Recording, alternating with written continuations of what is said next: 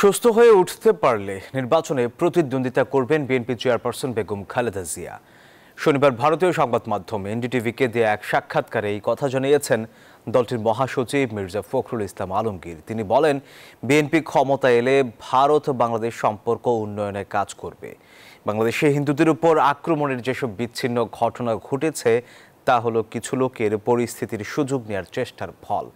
এসব হামলা কোনো পরিকল্পিত এজেন্ডার অংশ নয় বলে মন্তব্য করেন মহাসচিব। তিনি আরও বলেন, যে কোনো সময়ে নির্বাচনের জন্য প্রস্তুত বিএনপি।